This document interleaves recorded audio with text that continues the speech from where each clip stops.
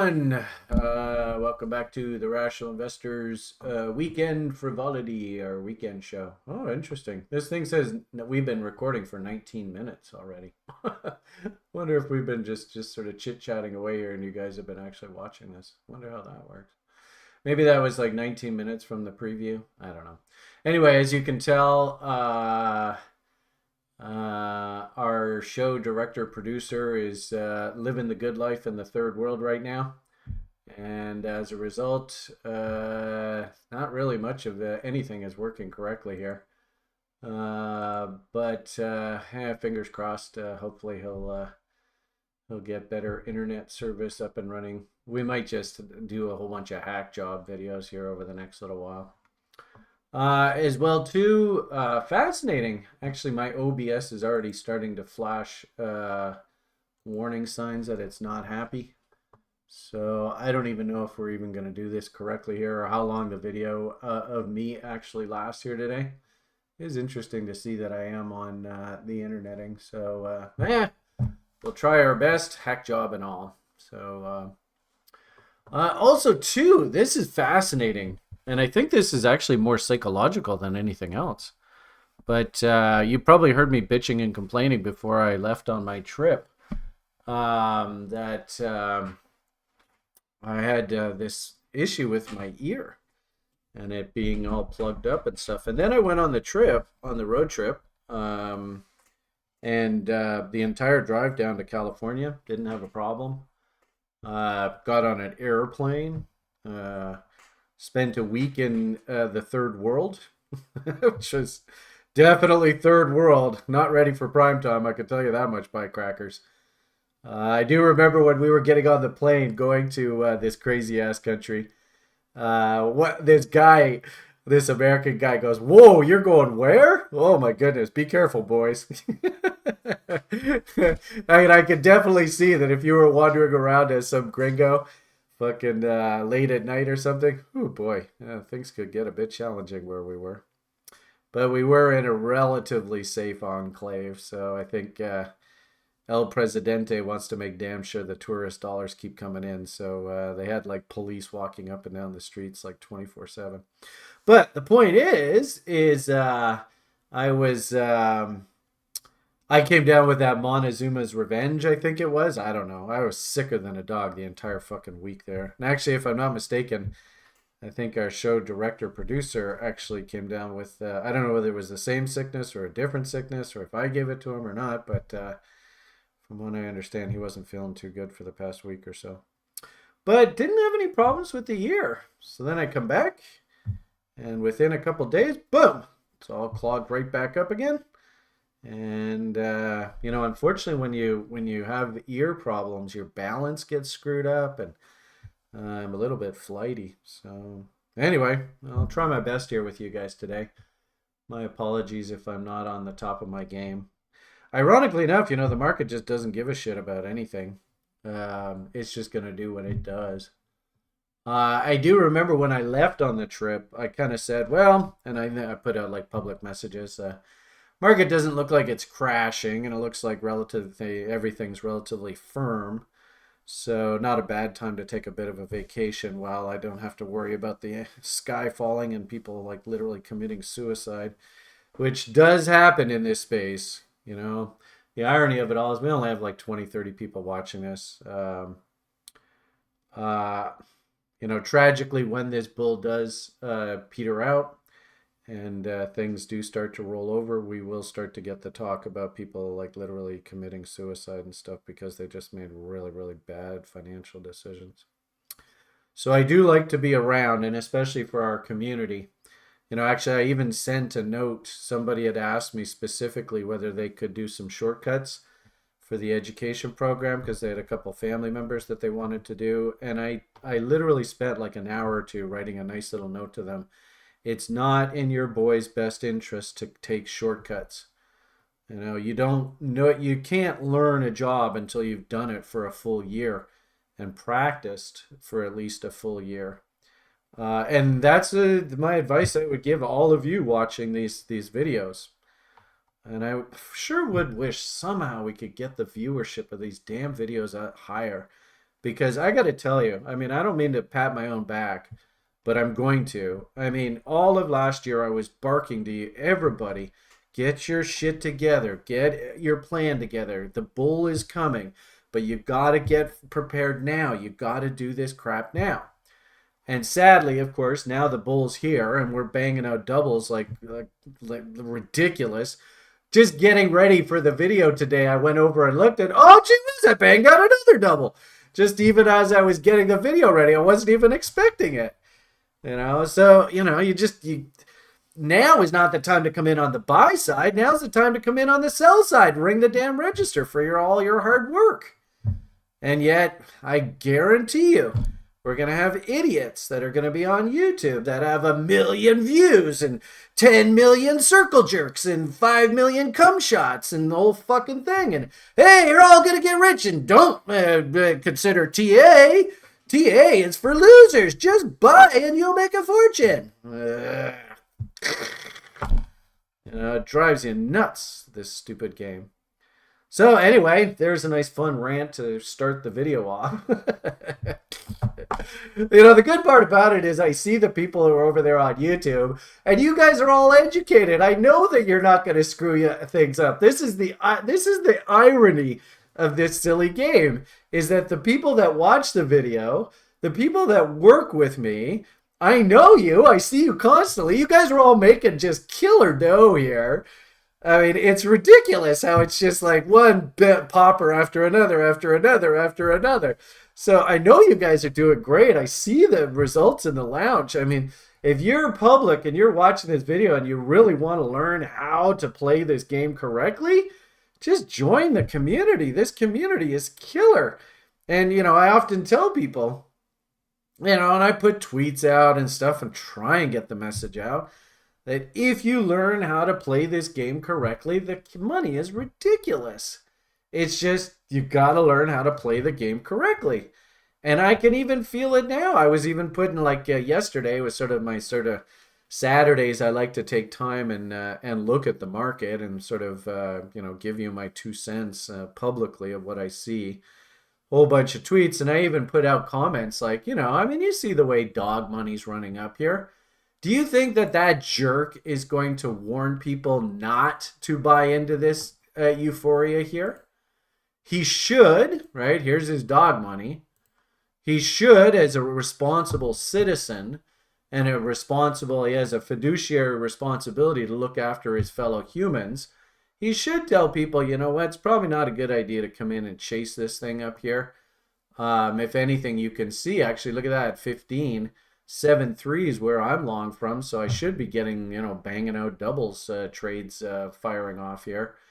This will, if you bought down at the bottom end of the range and you sold into these rallies and established risk-free trades, then you should be laughing. That's the whole point of risk-free trade. If I can get fill on the sell side here on half of this position that I bought down here, I have no risk. The jerk can do whatever the hell he wants with this thing. It's just free money. Maybe I'll hold on to it until like $5, $10, $20, $30, $40 a coin. Who knows? But do you think Alan's going to come in here and warn people that, coming in and risking your hard-earned money and buying this asset right here, maybe that's really not in your best interest? No, he's not going to. And that's the thing that drives me crazy about this is that's the one, and I was even thinking about this earlier, the true irony, especially what's going on over in fucking Vladiland there. The one thing that has completely undermined our society here now, I was thinking about this. The irony of this silly political system is that ideology just doesn't exist anymore. It's gone. And we actually have leftist-leaning politicians in my country who are not even going to bat for the common Joe. They're actually more in bed with the corporations and the oligarchs who are running our society because they're so desperate to keep their political jobs that the next guy who's willing to suck an oligarch's dick will get that job because the oligarchs will fund their media campaign and fund their political campaign. That ideology doesn't even exist in our society anymore. It's really quite tragic. Like there's a leftist politician that's sort of in bed with the centrist government in my country, and the guy basically has totally sold his political soul to these oligarchs just to make sure that he sort of stays in his political position of power right now. So, it's the same thing. The capitalists have taken over. And if anything, and somebody get a fucking soundbite of this, I think I'm the only guy on the entire internet here who's actually working for your guys' best interests that will say, don't be an idiot and go and buy this up here. You're asking for trouble buying this here. I'm the only guy. I'm the only one. There's nobody else. Everybody else is going to tell you, technical analysis doesn't matter. Go out and buy up here and you'll get rich. And usually that's basically like the same thing as buying here. And then you got to go through like 3 or 4 months of absolute hell where you don't even know whether you're going to be able to make rent, going forward, because, the money that you were going to spend on rent, you went and plopped into the market, and then you're just going to have to sit there like a dog doing nothing. Good part about what we do at TRI too, which is really, really powerful, and actually doing this in the what the hell's the thing, Solana land right now, and this is so much fun. This is ridiculous. This is the one where I got a double off here while we're getting the video ready. I wasn't even expecting this. These meme coins are going crazy, and what the hell? I'll take the market's money. I don't care. What's interesting about this is this was a fun strategy because I was gifted $500 worth of Solana there about, I don't know, 3 or 4 months ago, I guess, by our community. Because I said that, hey, if you guys go and set me up with a contribution, I'll do exactly the same thing that I did years ago on Trex, right? That was... if you ever look at my fun little internet, what is this? This is Twitter. I put this out, and I just did this as a demonstration. I said, look at, and this, it's too bad we don't have the dates on this. This was in, Jesus, almost 10 years ago now. This was the fall of 2014, where Bitcoin was at like, I don't know, it was like $400 or something like that. And we took one student's tuition. Then we used to charge $500 for the level 1 course, which is laughable how cheap that is. But anyway, we took one student's tuition and we said we'll fund a Trex account. And the goal, and I even said this publicly when I did the Coinigy shows with good old Will and Rob when they were first starting out. I said, I will take $500 and I will turn it into $100,000. And everybody's like, oh, that's crazy. You're silly talk, right? Blah, blah, blah. Anyway, so basically I've said, all right, I will do exactly the same thing on the Solana network. So fantastic to see that this thing's already ratcheting up. Now, this is kind of cheating a little bit because there was an airdrop for this WEN that's going up quite a bit, $200 worth on that. But the point of the matter here is the account's moving in the right direction, banging out doubles, all these trades. And on balance, I'm feeling pretty confident about how this is going. And I'll just do exactly the same thing. And like I said, these kind of fun little memes. Pepe, there's been a whole bunch of these doubles. This Python, and and this makes sense. This is exactly what's supposed to happen. You're supposed to come in at the bottom and buy, and then, of course, when these things rally up, right, you sell half on a double, get yourself a risk-free trade, put the original capital back in your account, and go buy something else. There's a good example of a risk-free trade that's been established. Actually, and this potato, this is funny. My hero down there in Sacramento, Adam, I think he says he has now like 1 billion free potatoes. I think I'm at about 300 or 400 million free potatoes. Of course, they're just fun silliness, but what the hell? Money is money is money. And you can see the last time we popped a bang, buy it, sell halves on doubles, buy it, sell halves on doubles. And here we go again. Actually, I thought I did another one through here. Maybe I'm just waiting for that actual fill to come in. But anyway, really good example of just what I do here. Actually, there's even a couple examples here where ones that I've just bought and I think look fantastic. Look at that little guy. So, this thing pops up. It comes back down into reload zones. Brian puts himself on a little nanny nibbles plan. And interestingly enough, you can actually see how the doubles are coming in basically at my last purchase price here. So this is my average cost on this thing. If this thing pops, and of course we have sell have on doubles order. So it's just rinse and repeat, do the same old damn thing over and over and over. This one was fun. This is actually a really, really good example of the little old lady strategy where you don't really overly think this stuff. All you do is you just try and make sure not to risk too much money on any one bet. And then just, the rule that I have 2 rules of investing. Try and come up with some sort of strategy that's about 2/3 accurate kind of idea. You want to shoot for that 60, 70%. If you can get into that area with your whatever system that you use, you'll make all the money in the world. The key here, though, is don't risk too much money on any one bet. So all these bets are less than 5% of the account. And, of course, when these darn things pop, make damn sure to pay yourself for your efforts. So there's the first double that was booked. There's the second double that was booked. And this is on a total piece of crap. And, had I had my druthers, if I hadn't breached that 5% level, or at least gotten close to it, probably would have bought a little bit more on this double bottom here. But really good example. Keep it simple, stupid. Don't overthink this stuff. I mean, I'm selling into USD here to give a nice balance to this portfolio. And as you can see, I actually really like the look of this this balanced portfolio here. You can see, and it's interesting, this airdrop token actually now is the most valuable asset in this portfolio. We got a whack of USD in here. Of course, I am buying. I think I bought some more. Got a bit of Solana still on the books. And then, of course, we get into all the little pieces of poo that I bought. And, of course, remember I said, try not to risk more than 5% of whatever your stake is. Ironically enough, now with the stake up around, well, above $1,000, actually I could throw in $50 into any one name. But right now the bets, I'm keeping them around $25.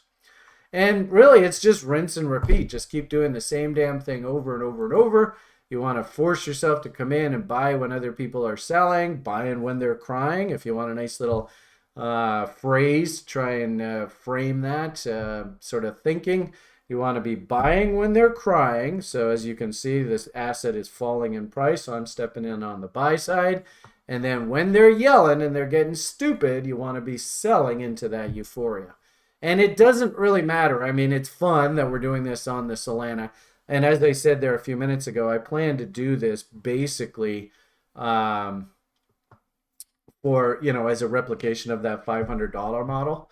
But we've got I think, about 10, 20 G's or so in the regular crypto market. And this is the same thing. I got Sjord to go in and throw in $500 worth on this very pretty little W. And you can see, I mean, the market was heading down, down, down, buying when they're crying. Then all of a sudden you start getting a little bit of bullishness in here, and all of a sudden all hell can break loose. And as soon as they start yelling, try and just force yourself to step in there and let them have some. And the good part about this strategy is don't think. Because the more you think in this game, and especially when it comes to A-type males, oh my goodness.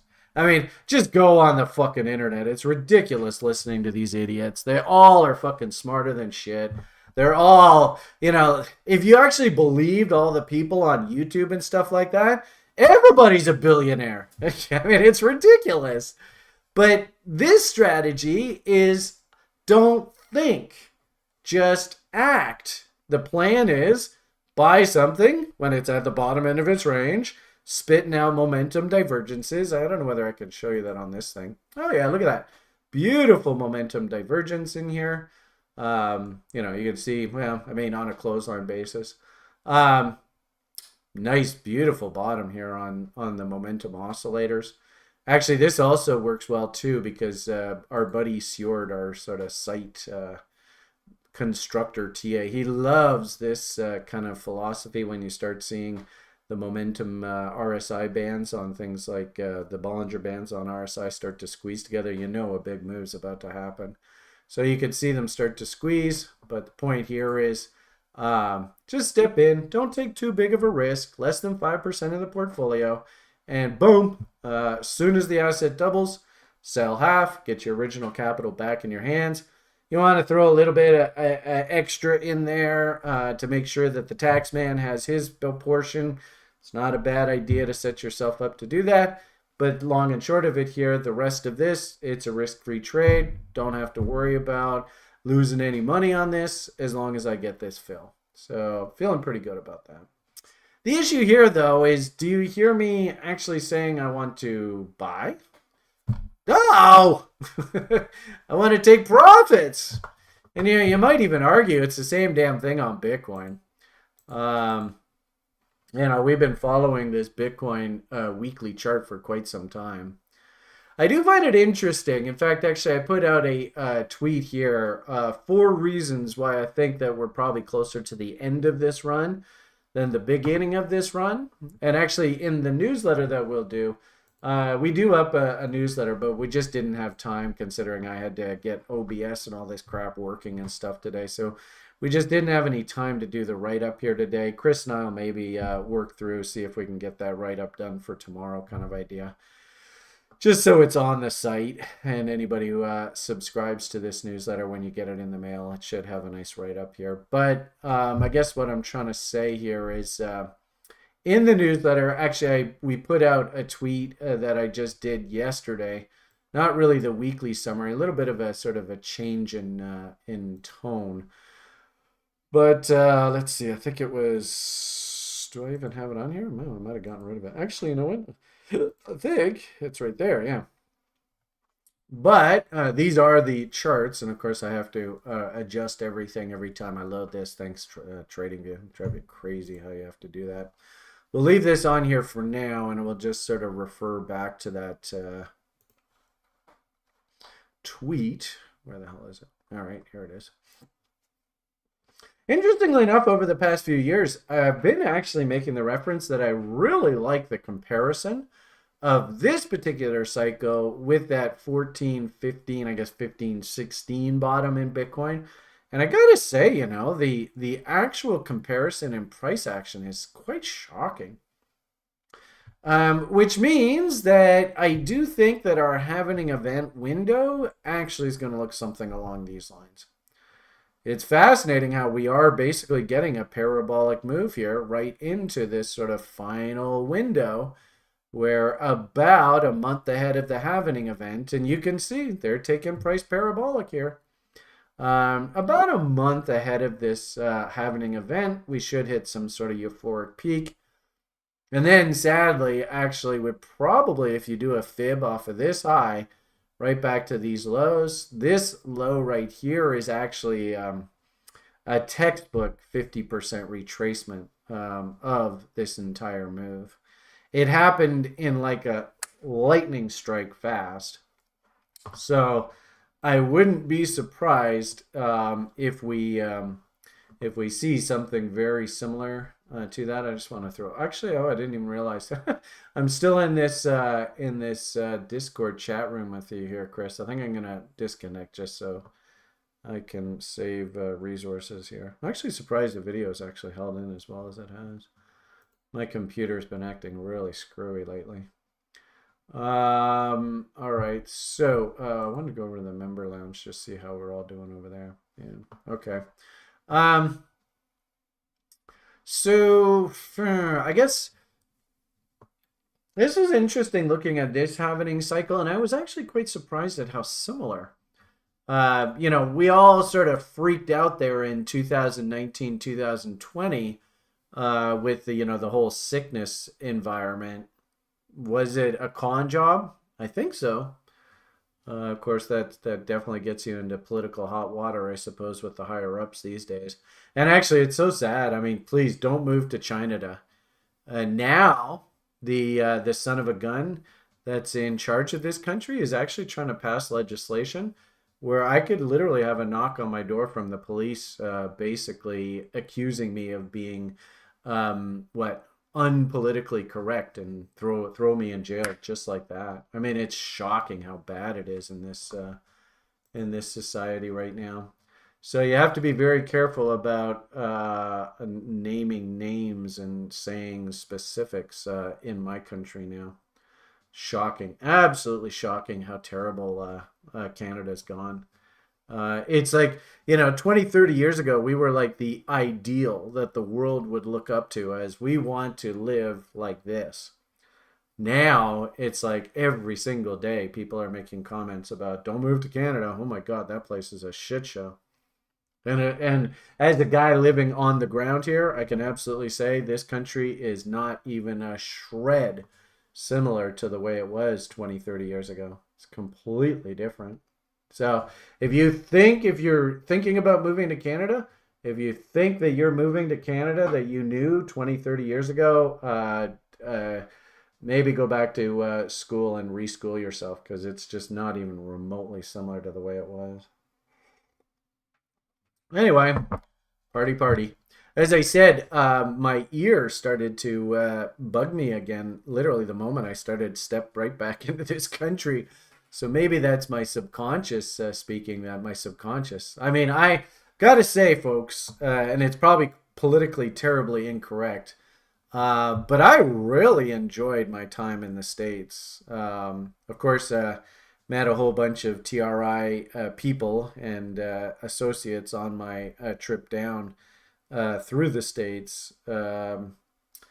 I will say that the California hyperinflation is just as bad as what's happening here in China. In fact, it might even be worse.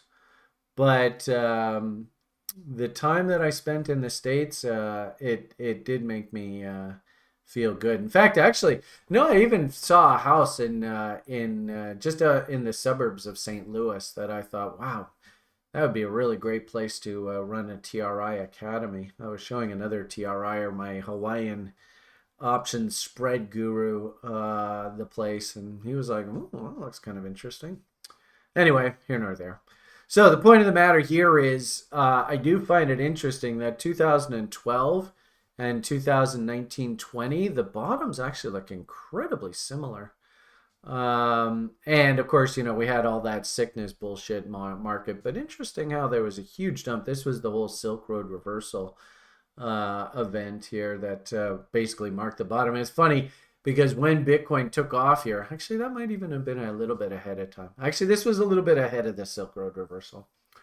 But when Bitcoin did take off here, that's when Mr. Carpella started to get himself into trouble because he actually went and spent everybody's Bitcoins. Oops. I mean, you might actually want them back at higher prices. Oh, I didn't realize that could happen. Anyway, so I do find that I mean, just looking at these charts, don't they look awfully similar? I think they do. This current go round, this market's being, of course, highly, highly manipulated by the exchange traded fund people. And I do find it fascinating that the people that are sort of commentating about Bitcoin right now are talking about exchange inflows and look at all these inflows into the exchange traded funds. And this time it's different. Oh, Jesus, here we go again. Sadly, as soon as you start to hear somebody say this time it's different, I would do yourself a favor and actually make a note on your chart of, oh, well, the first time I heard somebody say this time it's different was right here.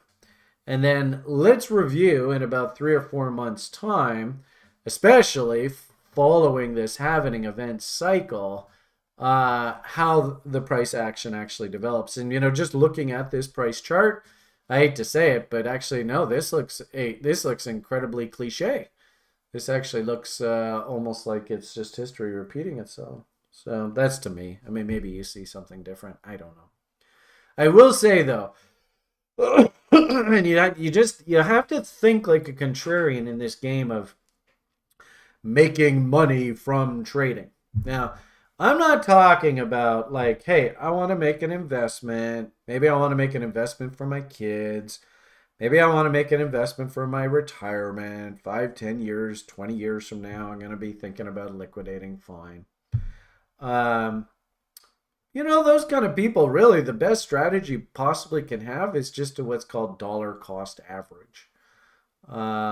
It works pretty well in the stock market. I don't see any reason why it wouldn't work well in the in the crypto market. I would say, though, try and do the dollar cost averaging on sort of these bigger blue chip kind of names, things like Bitcoin and Ethereum and stuff like that.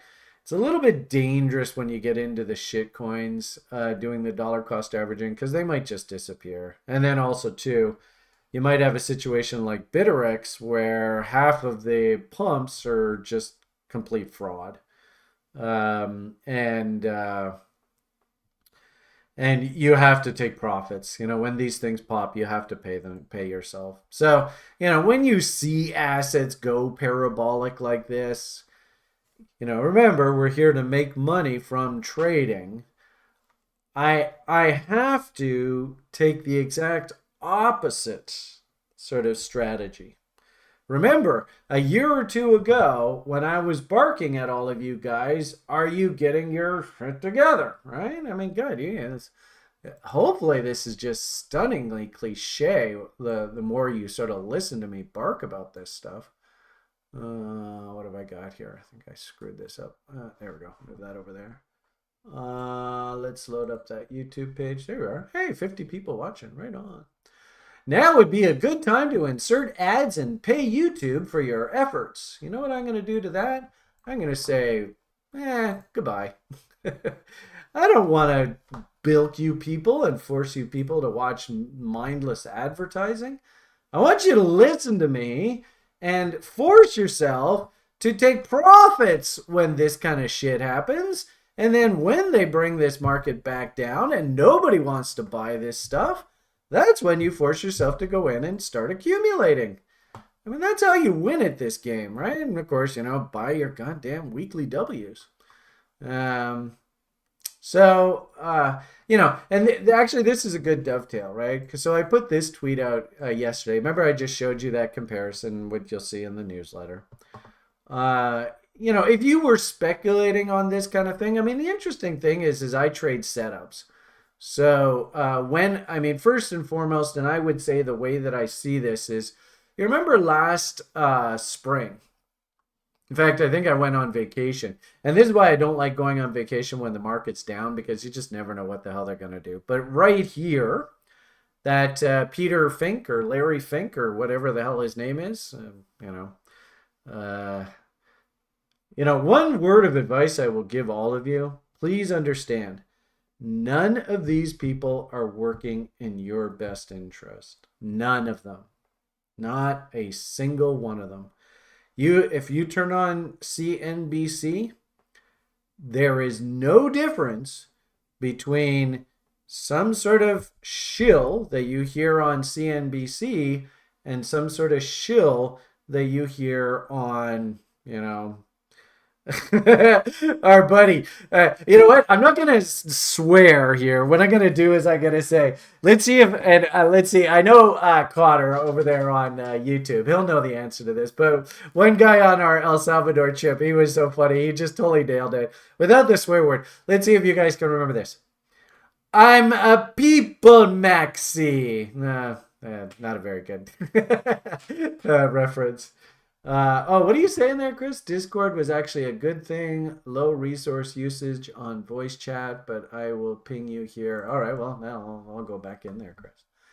But I'm a people maxi. Who said that? So, ironically enough, and of course, when we were doing the people maxi kind of talk, nothing. That was a really bad time to come in and invest in this space. You're going to get your head handed to you.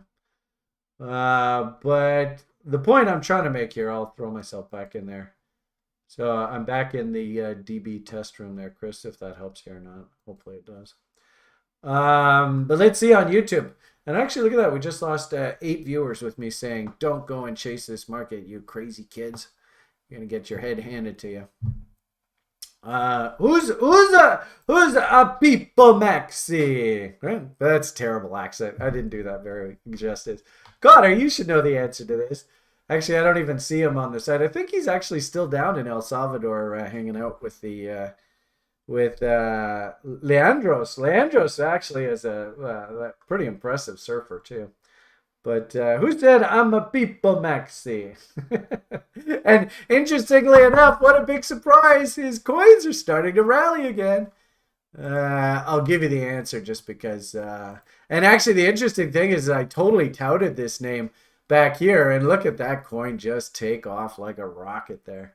So just absolute. I mean, this was a gift of a trade. And it was so funny because I tried to do this trade with Chris and I got cheap ass. And I said, you know what? Let's throw in the bid at 78.6 and just be patient. But the key here was, of course, as soon as you saw this little W come in, down, up, down, breakout. And, of course, you got Willie all nice and turning back up. RSI looking good. You got a beautiful MACD bull div coming in here. Is that? Oh, yeah, it is. Just by a hair there. On a clothesline basis, definitely MACD bull div. So really what I should have done was just pull the trigger on Mountain Man. So typical. But anyway, wow, what a rally. Anyway, the point here is, you know, when I mentioned this publicly, man, nobody was interested in this thing at all. And look at what it's done. So, I mean, let's just do a simple poll. There's 60 people watching this video. Is Brian going to suggest that you come in on the buy side here? Now? Super Mario? I don't think his name was Super Mario. I don't know that one. Super Mario. I don't know. I think Mario, Super Mario, that's Italian, isn't it? I don't think he's Italian. I'm a people maxi. Nope, nobody knows that. I can't get you. Remember, guys, this is the Beamish here. That means that all 60 of you, I expect you to be interacting with me. What accent were you trying? I have no idea what nationality the guy's. Here, I'm gonna make it really easy, but of course this is gonna totally censor us, and of course lose monetization. Blah blah blah blah. Right? Who's this? Fucking. Now you should know who this is. And actually, all of you, Connor, I know you know this name. And I know DMAC, you know this name. So anyway. Still doesn't ring any bells? Well. Anyway, I know there is a delay on Connor's blank today. You got too much of them. And actually, you never got the Montezuma Zuma. Oh, my goodness. Holy crap, that was nasty. Anyway. German? I don't think he's German. No. Anyway. Danny, right? We all know Danny, right? This is his stuff, Danny. Point here is, God, that was an absolute gift. And really, I might even argue that the actual real trade was right here. And, you know, this is what I want you guys to learn. This is why I do these videos. I've done this damn shit for like 10 years now. I mean, can you force yourself just to step up when these things back up into reload zones and just go do a little bit of nibbling? And the great part about this is, gee whiz, I mean, there's a W right there. Man, imagine if you had that order working right at that level, you'd look like a fucking trading god. Then maybe you missed this and you said, okay, well, fine, you know what? I'm going to try and do a reload zone within a reload zone. And, you know, there is the reload zone. All you level oneers, you should be learning this. Liz and Jimmy, I expect you, number one, I expect to come back and have that steak dinner, which I'm going to buy you 1 year from now, next February. But this is what you're supposed to be learning. And if you ever get a situation where you have a reload zone within a reload zone, that's an absolute gift. Anyway, and, you know, just think of it. If you did buy, that was, how many bazillions of zeros is that? 466. This would be the same as my funny little Solana trades right now. So this dump, unfortunately, only brought us back. But interesting, look how these dips basically brought us back into that. So that's a reload zone within a reload zone within a reload zone. Oh my God. And of course, look at the end result. Kaboom! So the problem here, and I think I only got one person to actually answer this. Nice job, Zerkella. I'm not quite sure if that's the right name or not. Can you come in on the buy side here? Of course not. You're going to get your head handed to you, you knuckleheads. And the sad part about it is this is the same thing as dog money. It's exactly the same thing. There's no difference here. So, where's that damn dog money? SHIB is in fact, I think I like SHIB better because I don't think Alan owns, mind you, he probably does, but I think that this is sort of the public's play on the SIFU. Who's SIFU? I don't know who that is.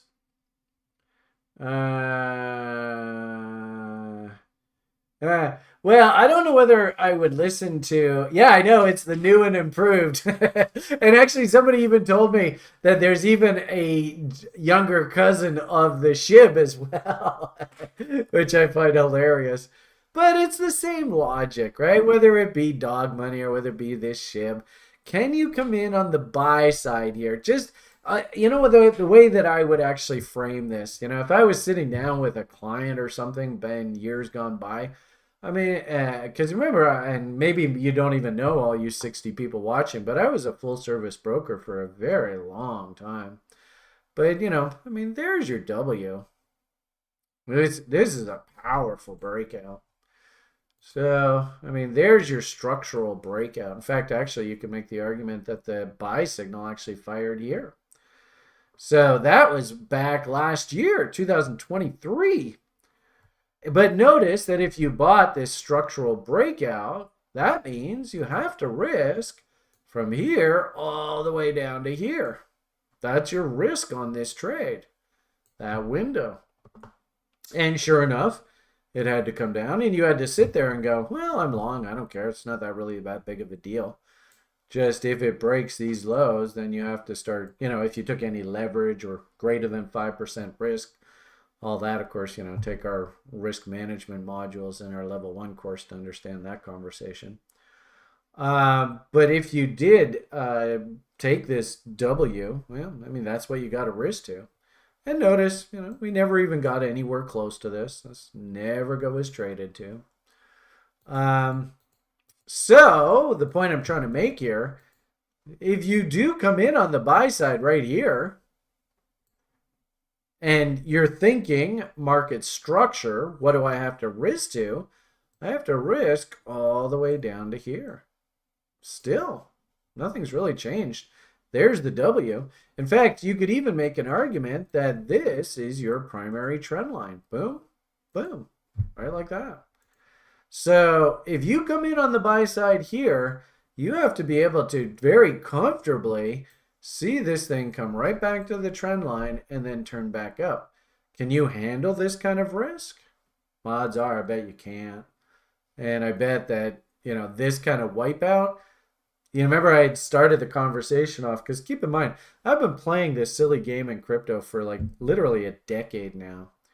And I've seen this happen repeatedly. I mean, repeatedly, tragically repeatedly. So just as everybody's all euphoric here and the kids on YouTube and stuff are all circle jerking and, just buy, don't worry about technical analysis, you'll get rich. I guarantee you that when we do go through this meltdown phase, you're going to have things like the suicide hotlines, which is so sad. You're going to hear a lot of people in the public who are very unhappy here. They're going to be talking about how the whole thing's a scam and, it's all well, anyway, don't really want to go into that too much. And also, too, what's really scary, of course, is that we have a specific time of year that's coming up here where the market, and actually, interestingly enough, it's right here. Where us humans, we go a little bit crazy. And sadly, of course, I can actually speak from personal experience that, really, really bad things can happen through this window here. Where us humans, we just lose all fucking sensibilities. So, with that said, this is actually now, in my opinion, And I hate to say it, folks, you're not going to like hearing this kind of stuff. This is actually getting extremely dangerous now. And one thing I will say, absolutely, people used to get really angry at me in the past because I would put out these tweets banging out doubles. When this asset doubles in price, of course, I'm selling half, establishing a risk-free position. And they would actually blame me and say, God damn you, Beamish, you went and put a fucking top in the market, you bastard. You know, you might argue, and actually it's interesting, I thought I saw maybe that was Andrew's retracted message there. But it would be really interesting to do things like Foggenbaum studies and see whether we're coming into chaos levels. Actually, this is one of David O's favorite sort of minor chaos levels, the midpoint between these two. Might be off of something like this. Yeah. Oh, interesting. Two of these things in here. So anyway, the point that I would just make is that to come in on the buy side here, you are just asking for trouble. And not, you know, just thinking about it, if I want to double my money and I want to like sell half on a double, I mean, where does this thing have to go now for me to actually get a double? And is that kind of move even realistic? You know, when we're banging along the bottoms here, and it doesn't really matter, I would actually say the better buy was probably that little W down in there. And maybe you're banging off like quadruples now, you know, doubles of doubles, who knows? And actually I did a double on one of the Solana names here just over the weekend, which is yet another anecdote that we're probably near the top, not the bottom. But just thinking about this, if I actually go and buy this now, where does this thing actually have to go for me to get another double and bang out another? Where are we? Holy Jesus. Yeah, my goodness. Look how high this thing has to go for me to get another double. Way up there. So is that realistic? Maybe. I would say probably you're going to have to get a little bit of a consolidation in here. But in a weird sort of way, you can kind of see that, you know, for me to get that double, but risk down to the original lows, the risk reward is actually, yeah, it's fairly similar. Yeah, is that even 1.5 to 1? I don't think so. We would ideally like these things to be like 2 to 1, 3 to 1, that kind of stuff. So what is that? 1.33 to 1. I would never ever recommend anybody to take a setup like that. It's just not worth it. And what does that mean? You know, if we are near some sort of top, maybe the top comes in at these 4.669s, then you got to sit there for like 6 months and wait for these things to come all the way back down. You know, ironically enough, you want to know exactly where I'm going to reload on this damn thing. The funny thing is you guys actually should be able to tell me where I'm going to reload on this. It's not rocket science. We'll just take the high, whatever it is. And if the high is higher, great, we'll adjust it higher. Then we'll drag this back down against the lows and we'll throw our reload zone on. And oh, what a surprise. There's your primary trend line and there's Brian's favorite fib. And ironically enough, that's basically exactly where I originally bought it.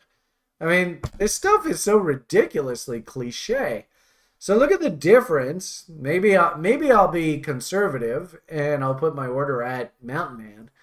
Now, if I shoot for that same objective that going and buying here, now that produces a 4.38 risk reward. Now, those are the kind of numbers that get Brian excited. And that's the kind of numbers that's going to get you rich. Not the like 1.31 to risk reward, 1.3. That you're going to actually spend most of your time underwater and it's going to be a slog. And what ends up happening, which drives you absolutely crazy, because I think this is probably exactly what happened here, is the market will sell off. People bought up top here, chasing, stupid. The market will sell off and then you'll spend there like 4 or 5 months underwater and then the market will get back to scratch and then you'll be like, oh, phew, just give me my money back. Get me the hell out of there. I'll never buy this thing again. That's usually what happens if you go and chase and buy up top here. So words to the wise, let's try and refrain from buying charts that look like this. You're just asking for trouble. Anyway, I suppose we should probably talk more a little bit about Bitcoin rather than anything else. I would actually make the exact same argument here. Interestingly enough, and I've often told you guys this, the reason why the 78.6 is Brian's favorite fib is because the 78.6 level, 9 times out of 10, markets love to bottom right off of that. And this whole damn cycle, if you watch the bottom back there, you know, especially through the sickness and all that, you know, fugazi bullshit nonsense, and you actually stepped in and bought through that. And of course, you know, what's so tragic about this is I remember specifically in January, there's yours, December, January here, everybody and their brother in the stock market was selling everything. And then all of a sudden, mysteriously, the sickness happened, big bailouts happened. And then all of those people that sold up top here, they all came in and bought back here. But if you just simply use the good old, you know, reload zone concept, and I did work with people. In fact, there was one guy who used to be sort of the show director, producer kind of guy that Chris's job is doing now. He actually forced himself to come in and actually buy in the reload zone right in here. And of course, how do you think he felt through all this? I mean, that's what you have to do if you really fancy yourself a pro at this game. I don't know whether you can do that or not, but that's how you make money at this game. Not coming in. See, I could very easily see that we're, well, actually like Halvening. I could actually see us. In fact, I think I remember, yeah, the Halvening was right here. I could very easily see us have to go through. Notice that this market did not break out following the Halvening until July. So, you know, that was like literally 2 months of just sitting there doing absolutely nothing. But you can see that, okay, well, the market did ultimately bottom inside bar reversals, blah, blah, blah. Maybe you took that trade. Maybe you waited for the breakout and you just bought this dip, this reload zone against here. I don't know. It's up to you, I suppose. Anyway, the point of the matter here is I could very easily see a similar pattern like this. As I had said to you before, I don't think that this cycle looks like this, though. You know, if we were going to scroll back in time, I actually think this cycle looks more like this. And I'm worried, especially the way that price is going parabolic right now. I definitely think that we're going to have to do something like this. And notice there's that 50% retracement that I talked about. So because of this, and also notice too, this was right back against the original bullish market structure. You know, if I was actually going to give anybody advice as to what to do here in Bitcoin, I think you just start stacking up your bids. This is the current high. Do they take this high out before we get through this pre-Halvening event rally window? I wouldn't surprise me. It really wouldn't. You know, we're so close to the old highs. There's probably a whole bunch of stop loss orders just above this high. There's probably also people that actually sold here that said, look, if it ever trades back to all-time highs, just go and buy the position back kind of thing. And you see how close we are to that. If we do follow that same logic that the market's going to top out about a month or so ahead of that event, that puts us right, middle of March. Remember I had said, be careful. Does anybody even know what's this? And it's a famous, I'll give you the hint, Julius Caesar got whacked through this window. And Mr. Shakespeare made this event famous. Of course, in his play. Is there anything in particular that happens right around the middle of March? Thank you, Cheryl. Cheryl, hey, oh, it's so good to see. Well said, Connor, well said. Although, I'm the one who's going to get whacked. It would probably be like, A2, Julian? A2, Sjord? I could see that. Or A2, Connor? I could see that. Mind you, we'd probably call you by a different name, wouldn't we? Anyway, it's remarkable how cliche all of this is lining up to be. But anyway, so the point that I just said there a moment ago is if this does play out similarly, what I do find fascinating about this particular event is, and one thing that really surprises me is that the human, I don't know what you call them, the humans, we'll just leave it at that, they're not cluing into these celestial events. And every time I make reference to these celestial events, things like, how do you explain the absolute and utter stupidity of what the fuck happened to our society through 2020-21? How do you explain that? The only way you can explain it is through this stupid Jupiter, Saturn, Pluto conjunct, and all the planets all came into alignment, and the human species just went literally insane. I mean, you want to see how insane these stupid humans went? This became normal. Let's see if I even do this. Let's see what happens when I pull this up. This actually became normal. How do you fucking explain this idiocy? You know? It's just nuts. I mean, I don't know how else you describe this. And, you know, the funny thing is 10 years from now, we're going to look back on this and go, can you believe we actually lived through this insanity? So, anyway, point of the matter here is we had a really interesting celestial event that I think actually kicked off this whole bull cycle. The eclipse of the both, and this is interesting because you have a lunar eclipse and a solar eclipse that all happen in unison here. And it's like 1 or 2 weeks apart. And I've noticed this throughout my career, that markets love to pivot through these eclipse events. And yet, for some stupid reason, the humans just don't clue into this. I have no idea why, but they just don't clue in.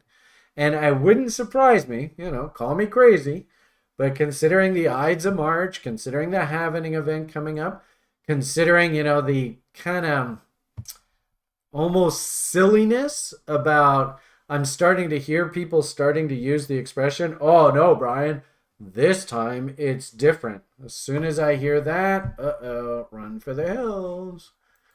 And, you know, I mean, keep in mind that I've been in this silly crypto space for a while now. I got a bunch of Bitcoins for Liam, sitting in ledgers and things like that. I have no interest whatsoever in selling any of those. So it's not like I'm going to be walking away from this story, but I definitely could see a bit of a trap that's coming in here for the humans here. And the irony of it all is that this will just be a very normal technical correction. You know, this was off of the recent low here. And I think I showed you off of the 14, 15, 16 bottom. This is what this price action is. This is about a month ahead of its Halvening event. Market did top out. Had a pretty precipitous drop. Because keep in mind, and actually this would be an interesting question for all of you guys. When you see a market going parabolic straight up like this, I mean, we spend sometimes weeks and months where basically price doesn't do anything. I mean, you know, all through this period, did you have any? And especially through here. I mean, this is weeks and weeks and weeks, months where we're sort of stuck in this trading range, not doing anything. Then all of a sudden you get an environment where price, like, what is this? This is 38,000. And here we are up at 63,000. I mean, is this sustainable? Is this realistic? What do I tell you guys to think whenever you see price action like this? And once this, you know, circle jerk, euphoria, all that kind of stuff is done, what should you be thinking? Look left, right? Has anybody ever heard me say that before? I think, Cheryl, you probably heard me say that a couple times. And frankly speaking, I am so proud of you, Cheryl, for sticking around. I am so proud of you.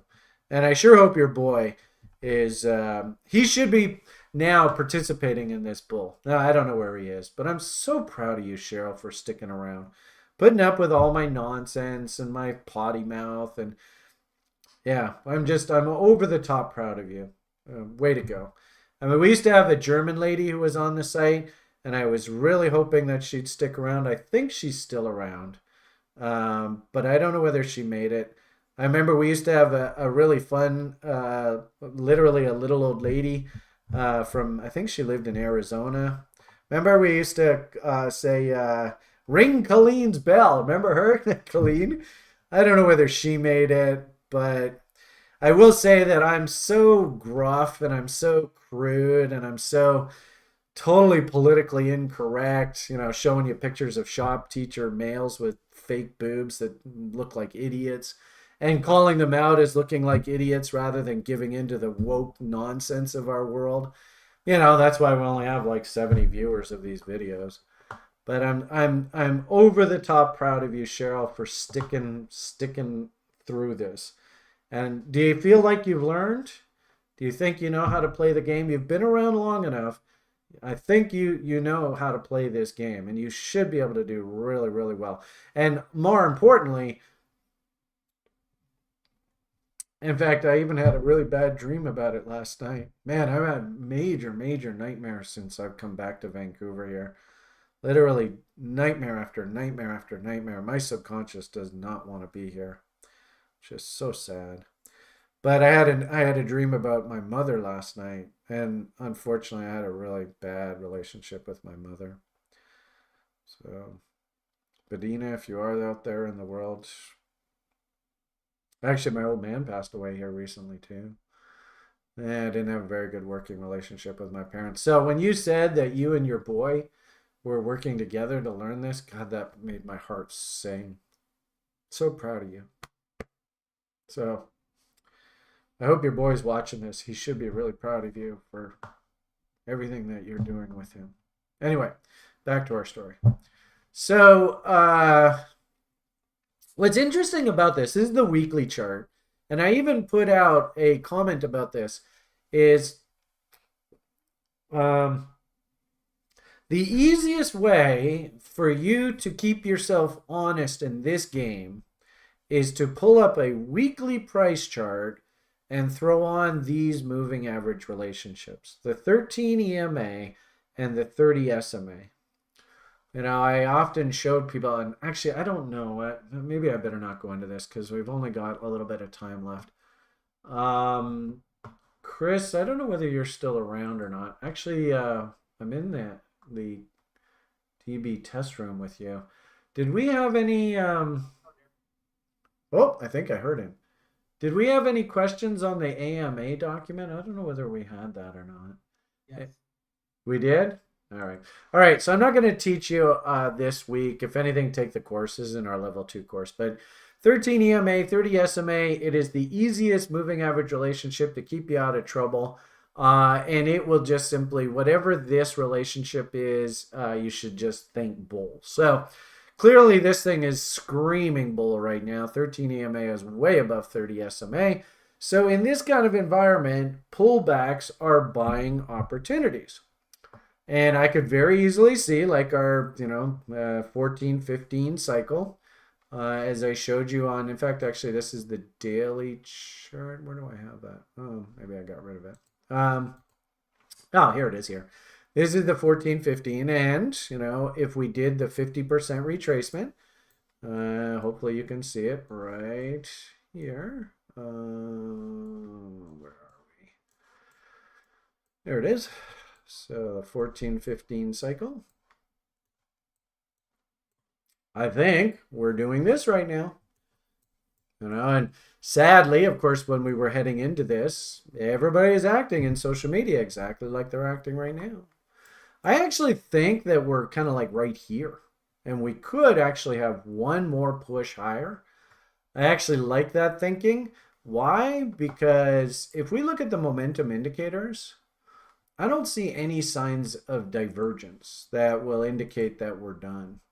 Because 9 times out of 10, when these markets are finished, the momentum indicators will actually go into divergence. And you can see there is no divergence on the daily chart. And there is no divergence on the RSI. Willie is egregiously stupid. So if anybody who's taken my education program knows, we're not allowed to be buyers when Willie gets stupid like this. So you just have to leave this thing alone for the time being.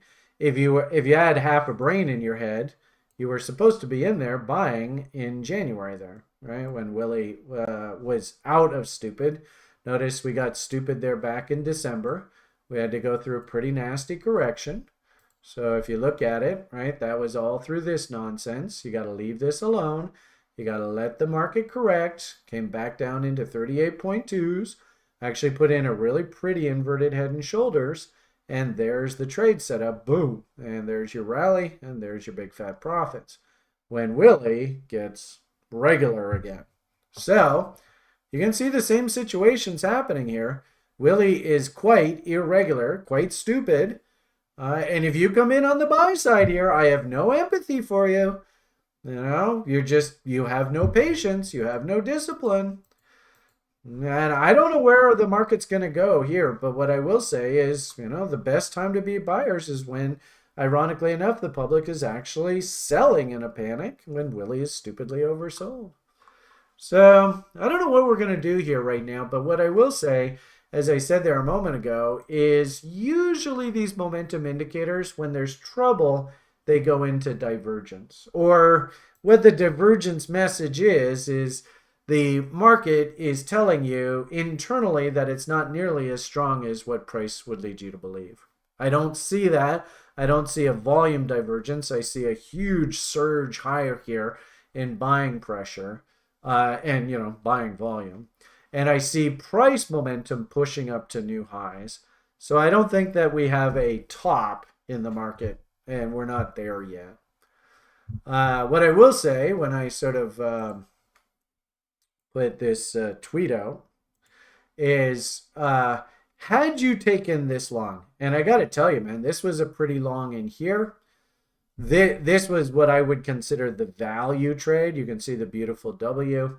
That came in here. This came in October. The whole damn market, everything all pivoted up there through that eclipse, eh? So I think that was your value trade. Beautiful W's. I mean, it's just a fantastic buy signal. And then usually the market likes to move in two waves. So A to B, C to D, which takes us up into this level. So remember, I had said there a moment ago, your buy signal when Willie was stupidly oversold there briefly, set up an inverted head and shoulders, and hopefully you can see the inverted head and shoulders on this chart.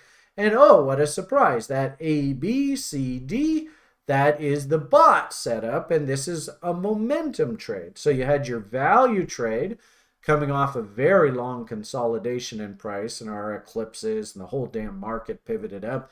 Turns out that this was actually a completely market manipulated move because the central planners all came in and they artificially propped up the bond markets around the world. All the central banks in unison all came in. Of course, did they tell the public that they were going to manipulate the market? No.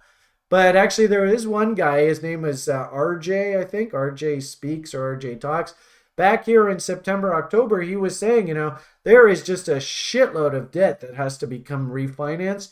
And if interest rates and the bond market are going to stay weak like they were through here, we're going to have massive bankruptcies right across the board. So what did the central planners do? They all went in and bought the bond market, manipulated the bond market. Even the Canadian Central Bank planners, I think they let it slip that they actually publicly said that they manipulated the bond market. And the whole damn risk market, the whole stock market, you know, if you look at your NASDAQ charts, if you look at your Dow charts, everything just lifted on that event. And oh, what a surprise, that was our eclipse window. I mean, absolutely stunning how cliche all this shit was. So there's your value trade. Boom, up we go. This is your trend continuation trade, but very much like SHIB and DOGE and wife coin. I can't believe I got off like a quadruple on that wife. Oh, which is so funny. You know, I mean, I can't believe how many doubles I banged out here. I haven't tweeted out anything, you know, because I just got back from this trip and sort of trying to get my head on straight with Liam and all that shit. So I haven't really been doing a hell of a lot social media wise, but man, I must have banged out like 10, 15 doubles. It's ridiculous. I used to have that silly little SOL account. Now it's doubled since inception. So anyway, point of the matter here is this is the end of the move. Now, sometimes with these trend continuation trades, the momentum of the market can be so strong that sometimes they'll push the market up to 1.272s. Sometimes they'll push it all the way up to 1.618. I'll tell you, and I would, if you fancy yourself a trader, do yourself a favor, throw this on here. I've told you guys repeatedly, if you ever see an AB equals CD that runs up to 1.618, that is an absolute no-brainer short without a question of a doubt. My hunch here is, and you can see this is where our window is. You can see there is the Halvening event. This is sort of that 15, 16 cycle window. This is the first eclipse event. I think, here we are now, and here's where the top probably starts to form. Could we have one more push up here that starts to create all the divergences that I talked about that usually happen as sort of markers that we're near the end of the move? I think so. Also, too, you could even just, on the daily charts, just go things like, and actually I think I had this on here, but let's do this again. So A to B. This might be the same study that I just had on. Nope, there you go. Actually, it's a bit higher. So A to B, C to D. So that takes you all the way up into these levels. And I do like that. Sort of like a push up here. But this push is what sets up the divergences, right? So you'll have like this. It'll go like this, then up like that. Won't make new highs. And then you start getting your divergence signals, and it's at that point that we have to start looking for the M's to look for those shorts. Now, if you're a levels person, especially if you're like a prop firm trader, I remember an old prop firm boss guy used to always say, levels, Beamish, levels, what are your levels? Anyway, I guess we can work off of that.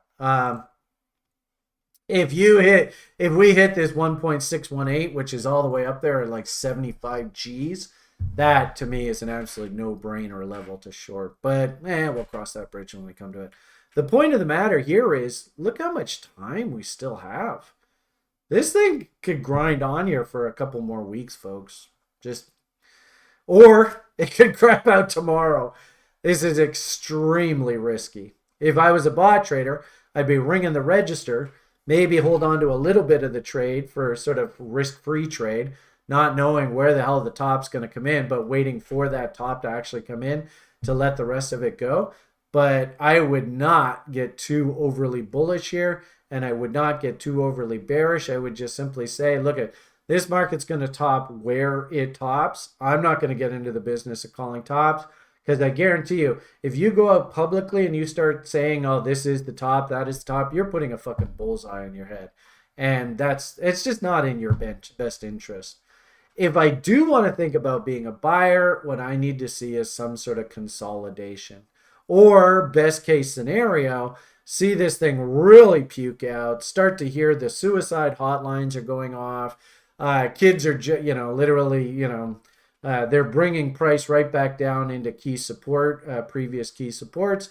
And, in that sort of panic, sky's falling kind of conversation, then I'll step in on the buy side. But there's no way in hell I can trade that. I just got to leave that alone.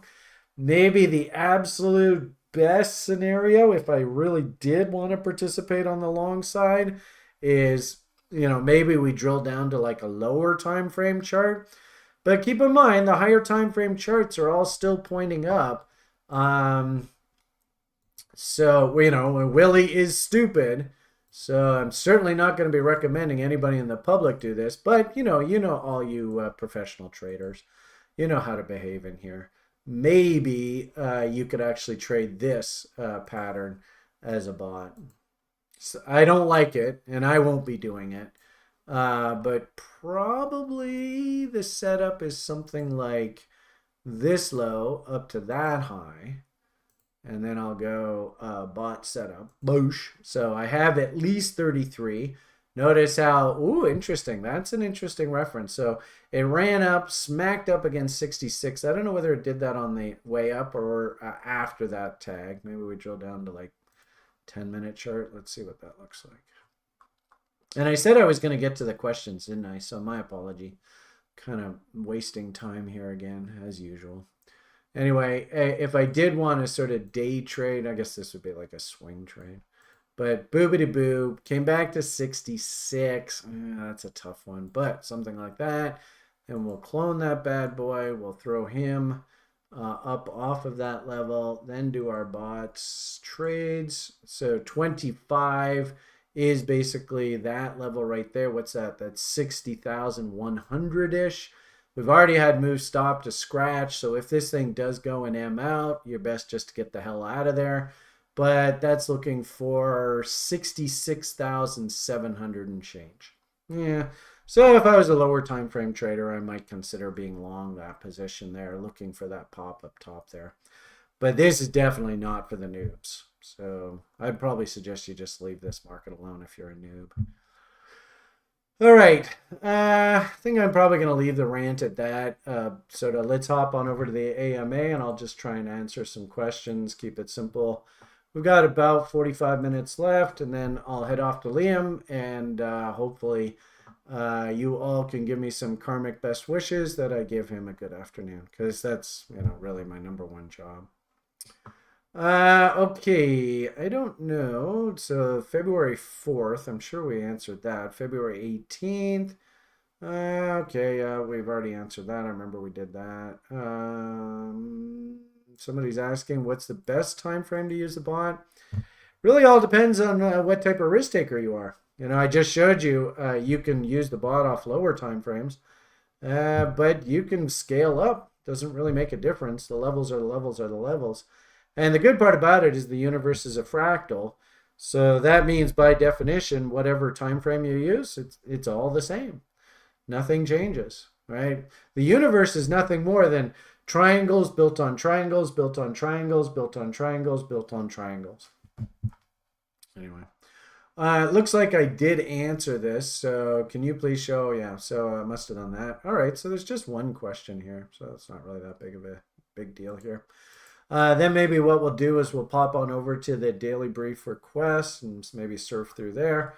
And if you level oneers, I know Grim is working away on you, and Jimmy and Liz and all our Sacramento people, this is the time. You've got my attention here. Ask away. Right, Don says here, trying to get a deep understanding of your millennial greed cycle topping circa 2035 and 40-year interest rate growth cycle. Okay. In my linear understanding, one contradicts another, considering percentage rate growth cycle has already begun. Growing interest rate decreases money in risk assets. Ooh, that's a dangerous statement to make. I wouldn't say that. Thus, less money chasing more stock. No, I don't know about that. Crypto, etc. Thank you. God bless you, Brian. Oh, you're a sweetheart. I sure hope God likes what I'm doing down here. Trying my best. Tell you, this life ain't easy though, eh? Jesus. And I look at my poor boy and I say, God, how can you force my boy to live the life that he's lived? So, well, that's a statement, eh? Anyway, moving on.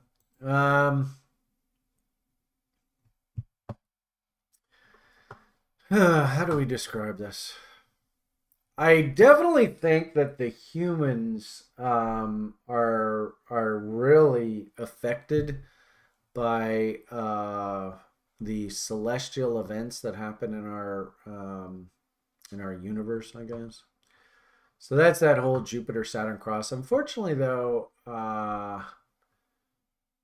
it's very hard to show. Maybe I should put together like a PDF document with all these images all pre-formatted and stuff.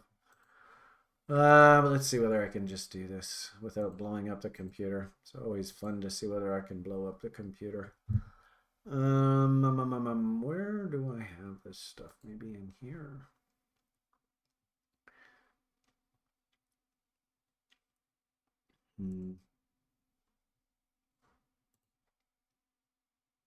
So as a fun experiment, you can do this yourself. It's just see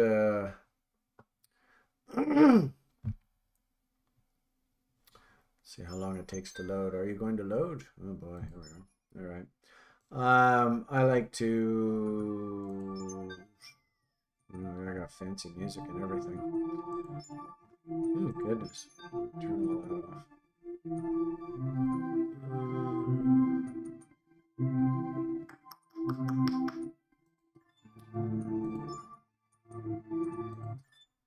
Turn that nonsense off. Okay. Maybe just leave it at that. All right. View. I guess we don't need the moons right now. Actually, you know what? Poor old Pluto got demoted. Hide. Don't need the stars. Right.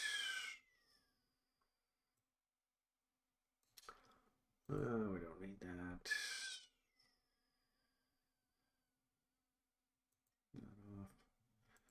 Not off. All right, let's do the job. All right, so if we scroll back to 2001, you remember you heard me barking about what happened in 2001 or 2021, 2020. So let's zoom out a bit. So there is Jupiter, Saturn, and Pluto is way out here. There's Pluto. So this was a pretty darn significant event. And what's fascinating is if we scroll back to when they were in opposition,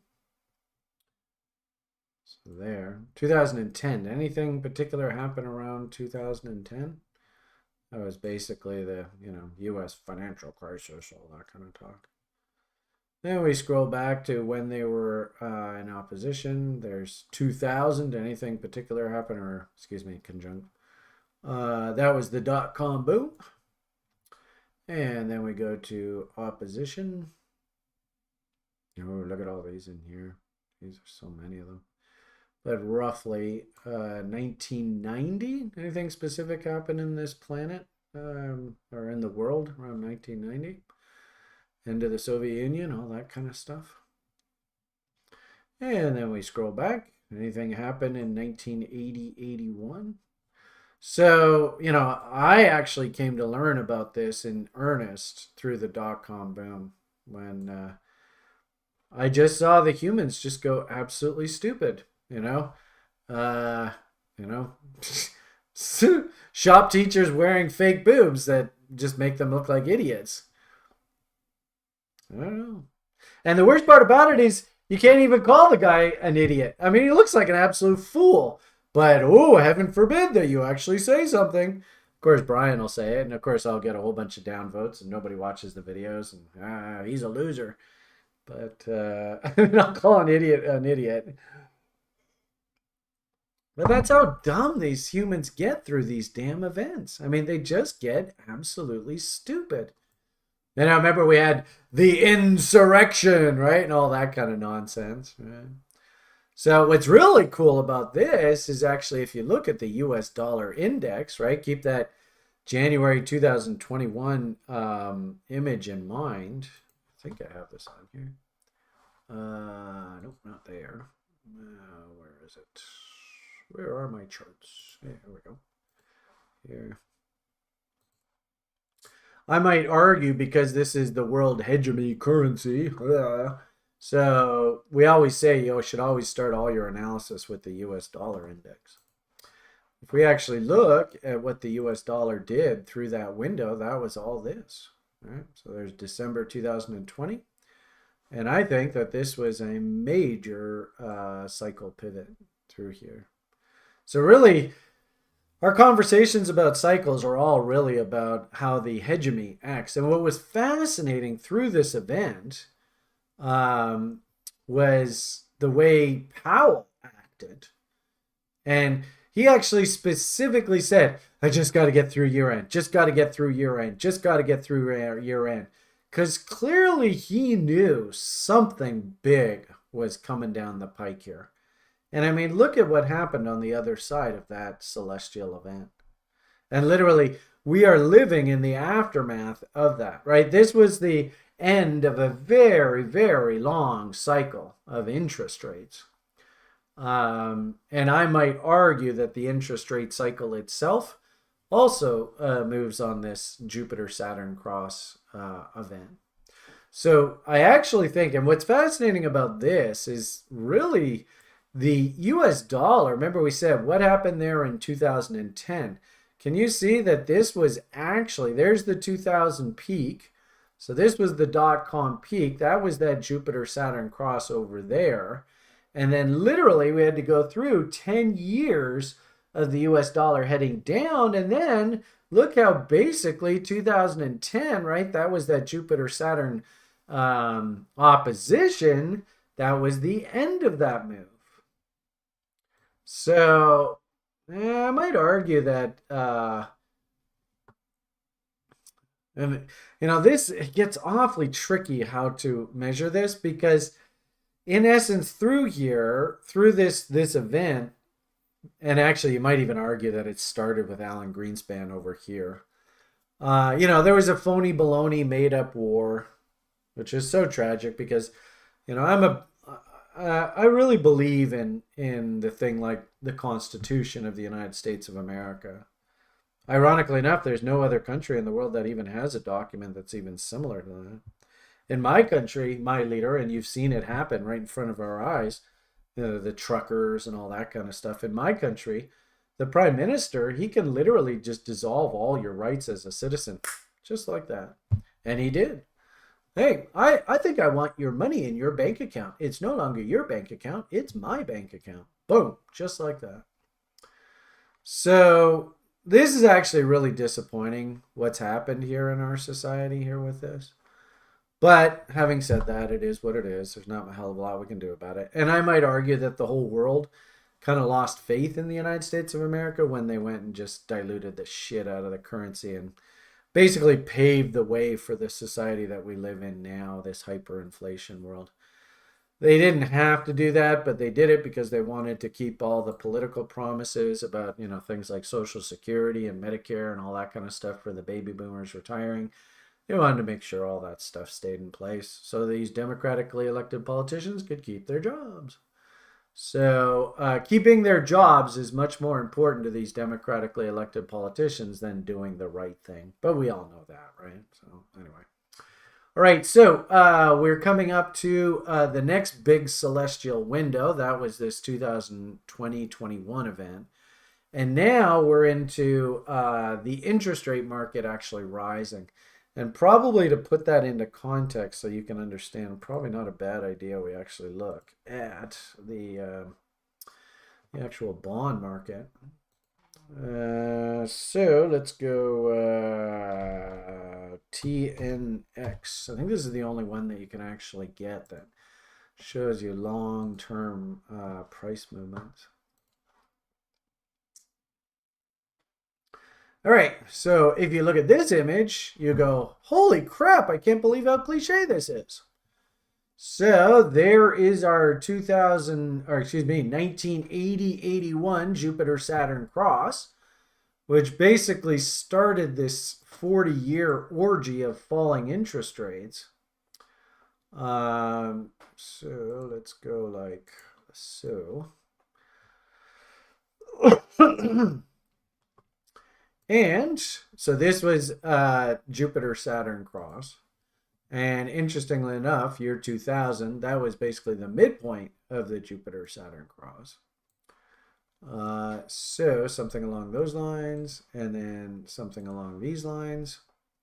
So this is kind of like, and there's two phases to this, which is fascinating because it's that AB equals CD kind of thinking. But this first phase was kind of like this is the absolute worst scenario for interest rates, cost of money, very, very high. But having said that, through this environment, this is where the baby boomers, that generation, came online.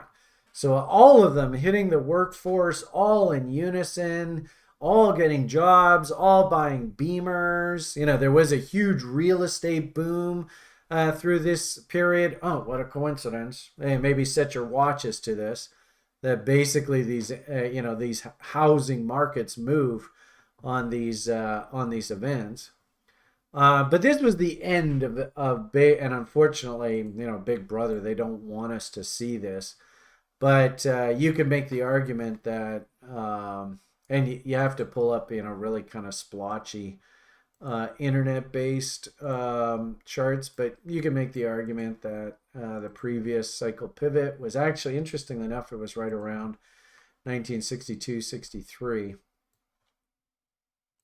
So there's 20 years. And unfortunately, oh, what a coincidence. They don't have this data available for us to look at. But you kind of see how this is like one phase up, one phase down, and then one phase down. We should spend this period, believe it or not, just going right back up.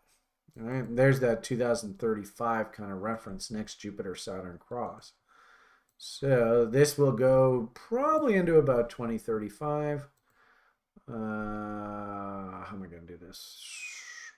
2 weeks so we can actually get that date on there. There we go. Should be somewhere around. Actually, I think. Well, but I won't be too specific in this conversation. We'll just say there.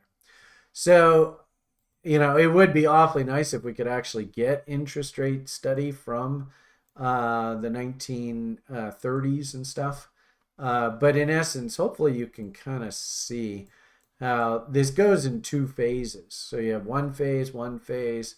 This is the absolute worst scenario for the interest rate cycle. And this, unfortunately, is the absolute best phase for the interest rate cycle. And nothing changes.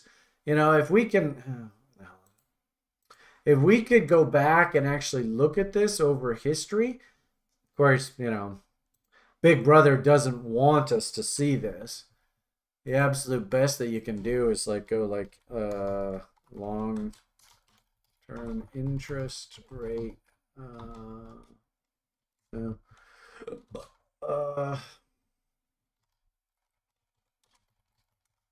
I don't know whether we can get this on the fly. I think I do have this. Yeah, there we go. So ironically enough, if you actually look at these cycles, they move in incredibly consistent patterns. So, the question was, we were going to come all the way down below. In fact, we actually even went below that. And the question here is why? Why was this so exaggerated, this particular cycle? And it turns out that things like actually, this is an interesting chart in here. That might even show it a little bit better. Yeah, there we go. So you can see, what's scary is that this is like sort of, mid to middle of the World War II, Great Reset, all that particular cycle, right? That was the Bretton Woods Accord, all that. But this was basically the greatest generation and then the baby boomer generation. And we kind of had like the perfect storm for interest rates, where we had international socialism was the strongest through here, right? You could even make that argument that the Soviet Union was its absolute hit its zenith into the Moscow Olympics in 1980. Which meant, of course, that spending was exaggerated. So, keep in mind, if the capitalists have their druthers, they are not going to give you a fat pension into retirement. They are going to create things like debtors' prisons. So you're not going to be able to declare bankruptcy and start over from scratch. As well, Ronald Reagan comes to power and he demands a 300 ship U.S. Navy. And of course, the banksters love all that shit. They want as much government debt as possible.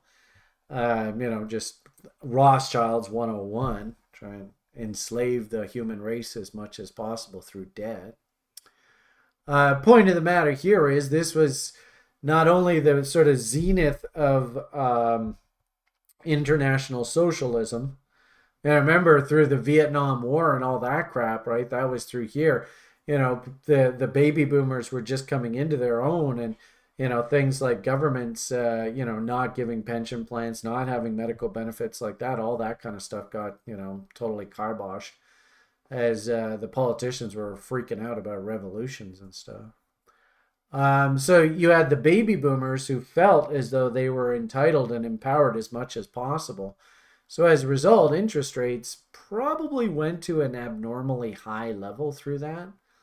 And now that international socialism is basically gone, and hell, even in this kind of environment, they're talking about how the human species itself, if you think about the population of the planet, we're probably not going to have another one of those huge population booms unless, of course, we have a major global war that wipes out billions of humans. And then we'll go on another big fucking spree and reproducing spree. As long as they can keep this silly insanity going, I think we're actually going to have like population decrease over time, not increase. Does it hit some sort of zenith where we actually get into a big population boom like we had following the end of the Second World War, where everybody came back home from killing each other and all reproduced like crazy? I don't see that kind of scenario.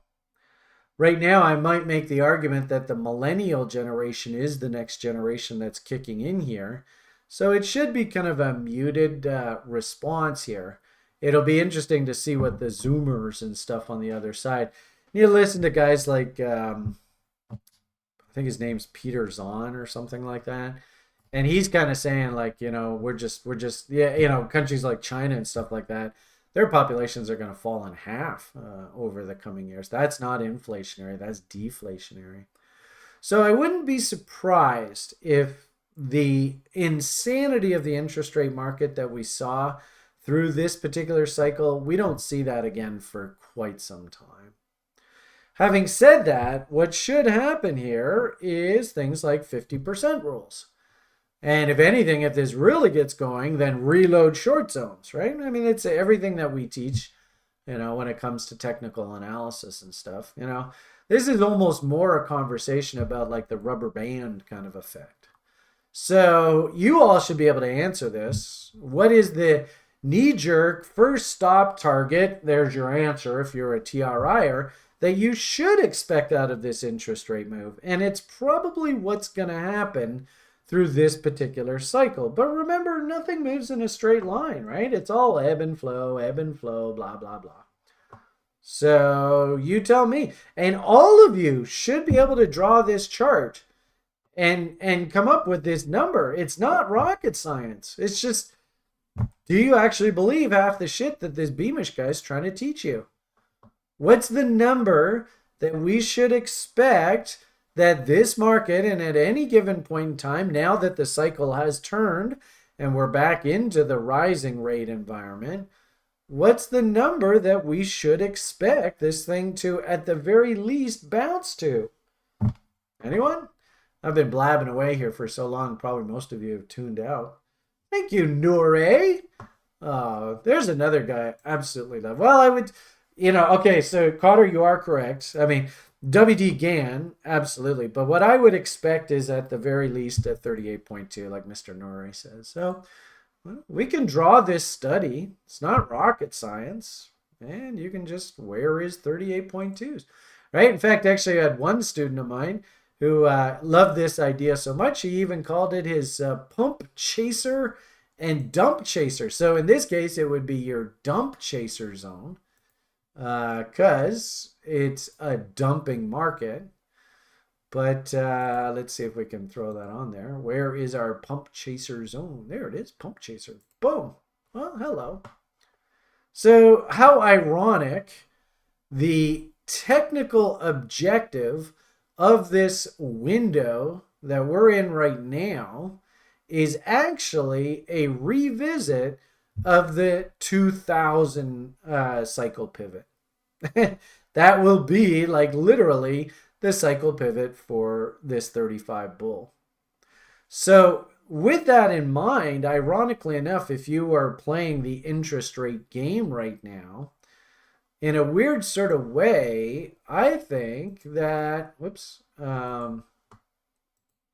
if you actually look at like the risk here from like this current level right here, the upside of interest rates is somewhere into this window. And I might even make an argument it's probably against these highs right here. That high, that high, that high, that high there, right? That whole cluster of levels. Remember I said earlier, good old Eddie would always go, well, what's your levels, Beamish? What's your levels? So right there. Also, too, this is a good analogy of look left. But in a weird sort of way, you know where I think we're playing? I think we're playing with this high right here. And notice that came sort of about maybe a little bit more than midpoint of the cycle. So in a weird sort of way, I think that this is our ultimate destination for this market. But in the short term here, we're coming up close to kind of the end of this move. Like I would say that that's probably your limit right in there, right? Look left, look at all these highs. And really, that whole look left kind of thinking, if we see the market has got major resistance, I mean, there's a bunch of these levels in here, right? We can go there, there, there, there. Clearly, this is some sort of pivot. And notice, on the way down, right? Zoom down there. But notice, look at what happened on the other side there. So what this means to me is we probably have that move up. But then we probably have this move down here. And how can you quantify this move down here? Well, you use the same logic that we use to try and figure out where this thing ultimately needs to go to into the next cycle. Let's do 38.2s to 50% levels. And I don't think that this is actually the highest that rates are going to go. I think, sadly, there's one more push higher here, which really sucks horse cocks. We all know, of course, you've heard me bark in the past about, 2027, 2028 should look exactly the same as 1947, 48. But unfortunately, Big Brother won't let us see that chart data. Fuckers. The only way for you to see it is, you get this kind of screwy kind of image here, where this actually hits some sort of, trough there, I suppose, into 46. But notice how this started perking up here, and that's not really a very good analogy there for you. But what I would say is you guys have seen this before, right? Long-term interest rates in 1940s and inflation. Actually, I don't know whether this will work. God, I always do this every time with you guys, and I never remember the damn. Maybe what we'll do is we'll go 1940s inflation. Maybe that'll be a better way to do this.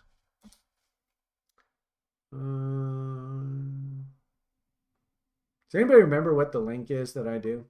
Chris said, if you have this hand, hyperinflation. I don't like the sound of that. Yeah, and I think that Lynn Alden person was barking about how they expect to see a similarity. This is what I think has to happen to us.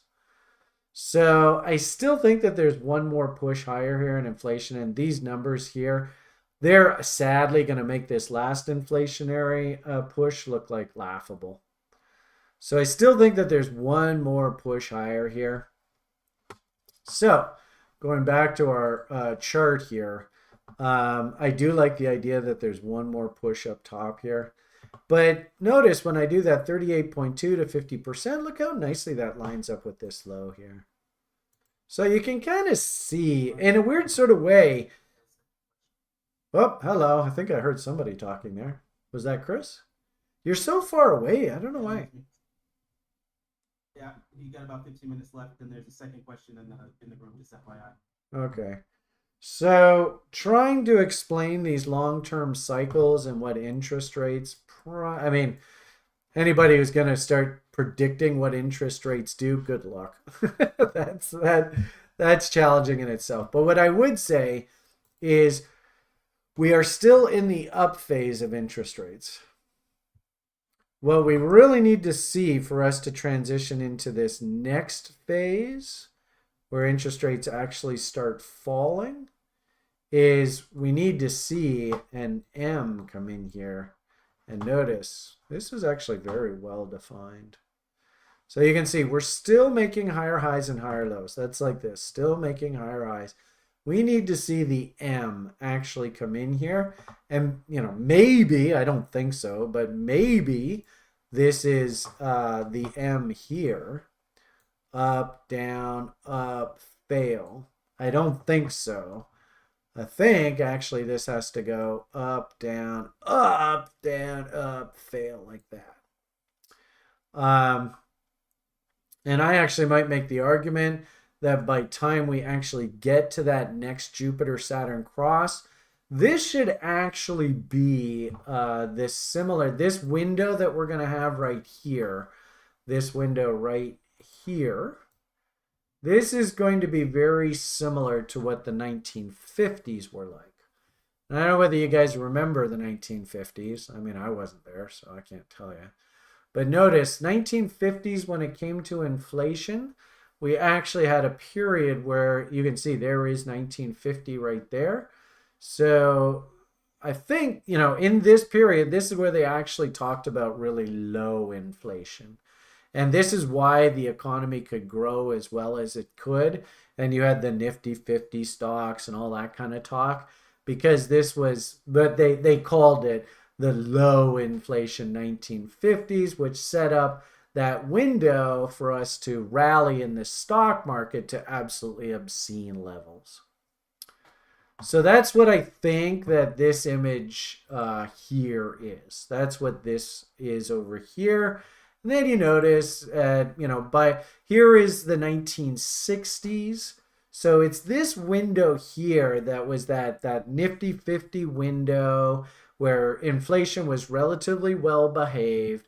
And what did stocks do through this window here, which should be sort of this part of the cycle right in here, where we're just going to bounce back and forth here, getting ready, unfortunately, for the next phase, which will be sort of the Zoomers coming into their peak earnings years.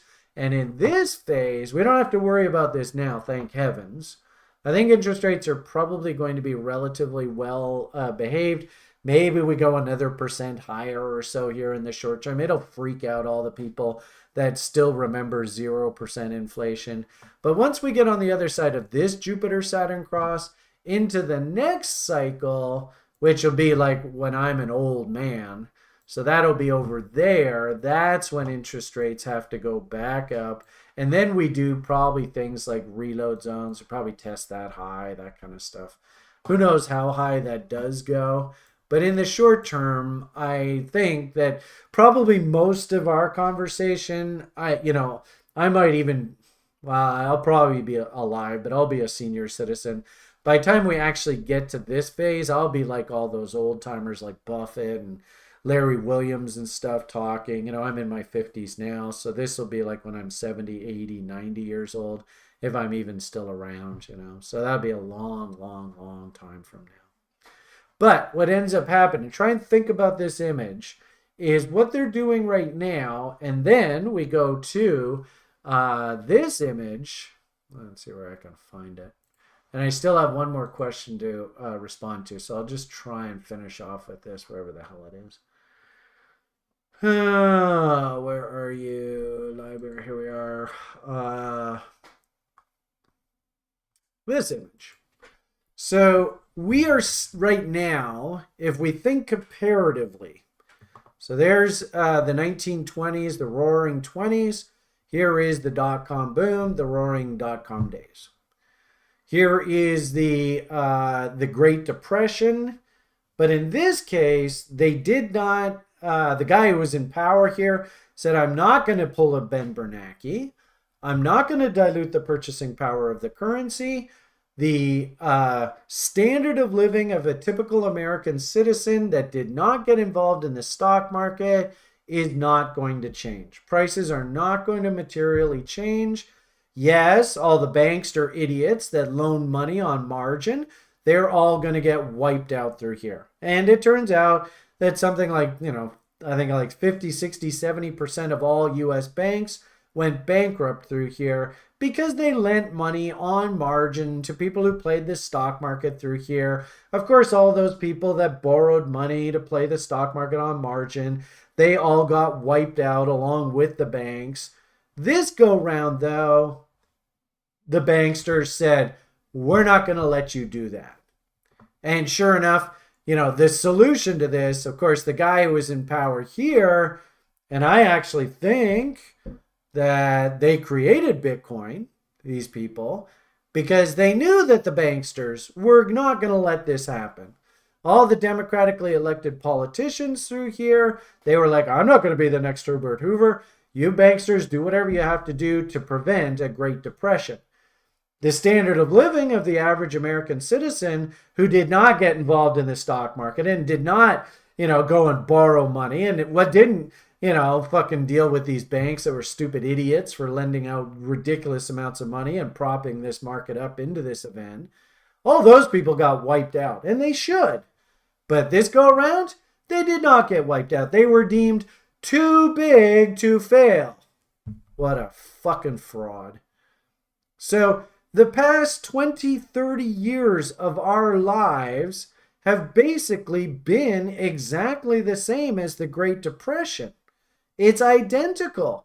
But the issue here is that when somebody who doesn't understand the logic of money printing comes out and says, well, Beamish, I don't know what the fuck you're talking about, because that stock market is a rip-roaring bull, man. Look at that thing go. And actually, that's not even the best one. Let's go SPY. Give you a better... Hey, what are you talking about? Hey, I don't see any similarities to this. This thing's just straight up. Let's see if I can put a chart on there. There we are. So this is George Bush Jr., right? And, of course, this is the financial crisis. And then this is, hey, let's go money printing. And there's your 2010 pivot. Remember I showed you on the Jupiter-Saturn cross shit? And this is what the stock market has done since then. But what you don't understand is that it's this thing that they're manipulating over here. Stocks really aren't that any more valuable than they were back here. If you actually take the money printing out of the equation, we're actually not even at all-time highs in the stock market. But they've printed the fuck out of this currency. So as a result, if you take the currency printing into account, this is basically exactly the same as what we went through the Great Depression. There's very little difference. And how ironic that we're coming up into currency crisis and Mr. Dickhead, fucking Klaus von Asshole, comes out with, well, we're going to do the Great Reset. The Great Reset is nothing more than we are going to hyperinflate prices so that you don't see this reality. What you see is we're in a rip-roaring bull market. Look at us. We're all getting rich. Woohoo! But we're actually not. So this is probably the hardest part about this whole conversation, is trying to explain to the public. I mean, if you go to McDonald's, who could tell me over there on YouTube? Back here, and it's funny, I even was chatting with somebody. Back here, I used to go to Subway and buy a 6-inch tuna on cheese sandwich when I worked in as a broker's assistant back then for $2.75. And I used to think $2.75 was a lot of money for a 6-inch Subway sandwich. And I used to bitch and complain about having to spend $2.75 for a 6-inch tuna on cheese sandwich. How much is that tuna and cheese sandwich at Subway today? I mean, it's like literally like $20. It's absolutely fucking ridiculous. So if you actually look at the real value of money, nothing is changing here.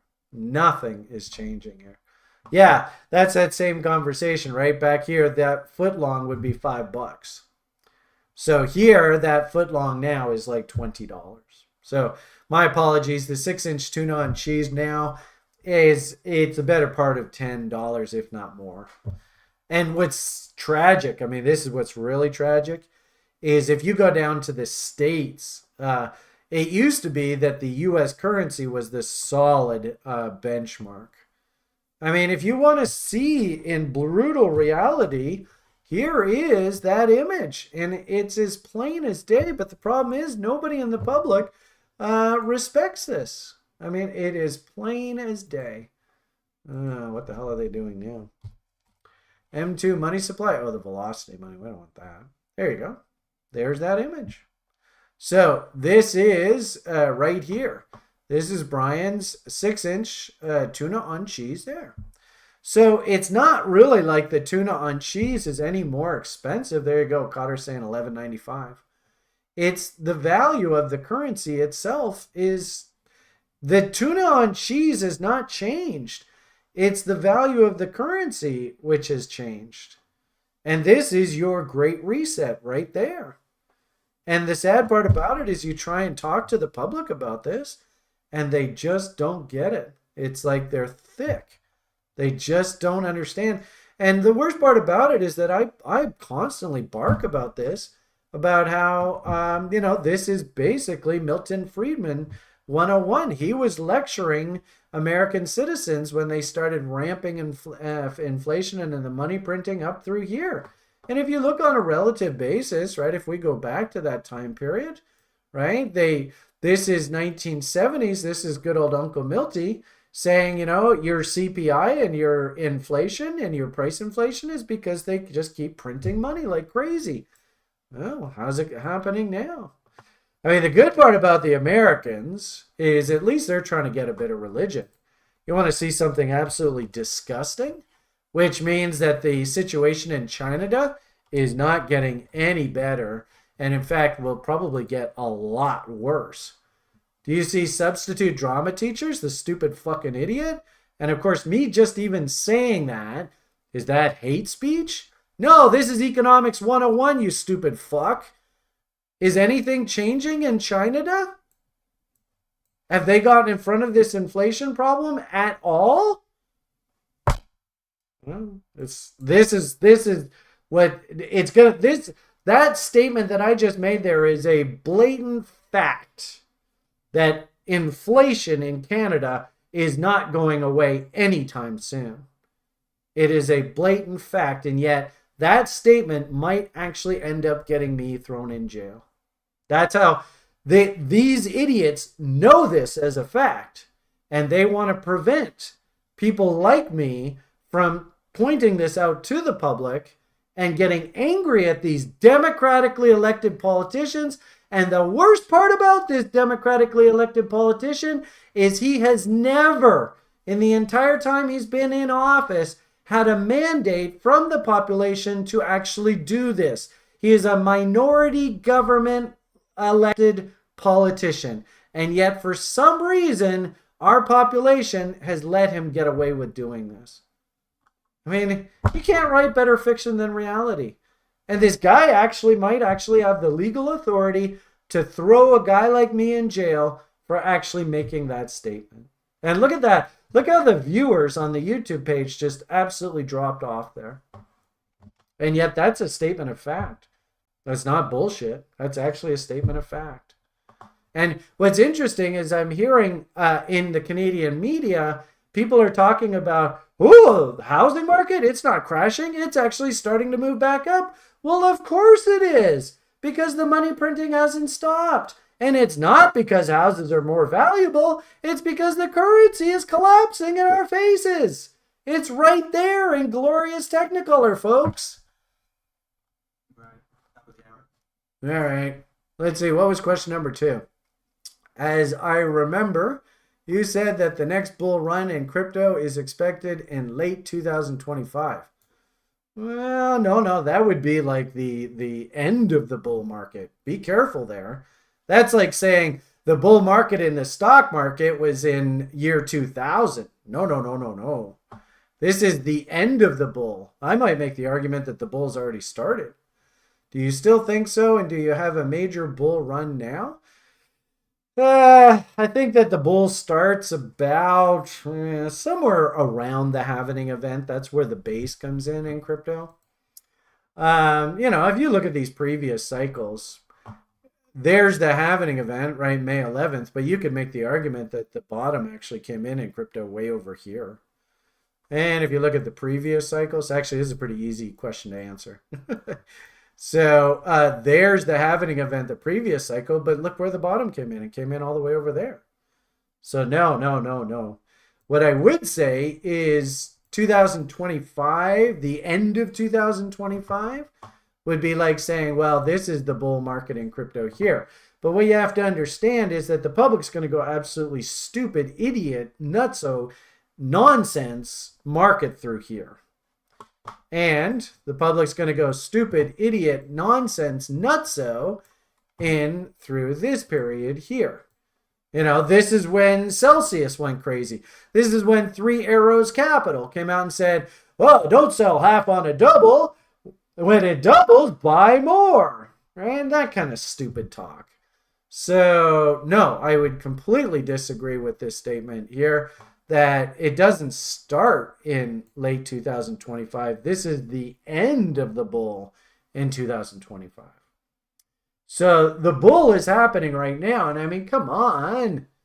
The proof of the pudding's in the eating. There's the bull. Are you making money? I sure hope you're making money. So if you're brand new to this game, well, you can't chase. But there's no reason why, keep in mind, this stuff ebb and flows. So we can go like reload zone. There's your reload zones. We've already obviously done this. And if and when, maybe we have this is what, 4 or 5 month window. Keep in mind the public will come in and buy up here. And we have to get to the point where the public goes, oh my God, I'm a stupid idiot. Why did I buy? Get me the hell out. And of course, that's going to be a reload for the next bull run. So, no, this is the end of the bull. And of course, this is where, guys like Sjord have $1 million portfolios that they're sitting on. This is when little old lady portfolios are sitting in the hundreds of thousands of dollars. And what you have to do is you have to have the gumption to step in on the sell side through this, not the buy side. The question is, can you do that? I don't know whether you can or not. All right. I am shotting. I think I told you, right? We shotted this bad boy here. If we get the pullback back into reload zones, I will reload another car for the next run. And we just keep doing this over and over and over. How many of these ebb and flows are there over the next couple years? Yeah, there's probably maybe 2 or 3 of these reload opportunities. But what you have to learn is you're not allowed to chase. If you hear that Brian is selling and shotting, you have to have the discipline not to buy at the very least. Okay, I think we'll probably leave it at that. Hope you guys enjoyed the rant. Slow and steady wins a race. If everybody could give me a nice karmic wish that I give Liam an awesome afternoon, I would appreciate it. If you're not part of the website, I'd say you've missed the first bull run, which of course is into the halvening event. We probably want to let the halvening event happen, then let the sort of market calm down following the halvening event. Try not to get sucked into this time it's different conversation. The irony of it all is as soon as you hear somebody say this time it's different, then this bull market is like every other bull market. And the public's going to come in, buy the top. We don't know exactly where the top is. Maybe the top's here. Maybe the top's here. Maybe the top's here. Maybe this is the top. But you can't come in on the buy side here. You have to wait for this damn reload zone if you actually want to come in on the buy side. So, can you do that? I don't know. But what I will say is this bull run is very cliche. There's really nothing different than every other bull run that I've seen. It's all the same. It's just when you guys don't want to buy this stuff anymore, that's when Brian's going to be like, all right, it's time to reload again. And rinse and repeat. Just do the same old shit. Cycle after cycle after cycle. All right, everybody, have yourselves a great day. PMA for the win. Slow and steady wins a race. Consider joining the site if you would. We even have a 30-day trial. If you want to just come in and kick the tires and listen to our presentations. Obviously, you can't buy something that looks like that, but there are names that are actually making these kind of W's in reload zones right now. So if you are interested in what I am buying right now, maybe consider coming in and joining the site and figuring out what Brian's doing with his profits in the market. And hint, hint, hint, it's not buying names that look like this. All right. All right. Happy says, great day. All the best. Hugs and kisses. The only thing that Brian said to you is bye for now.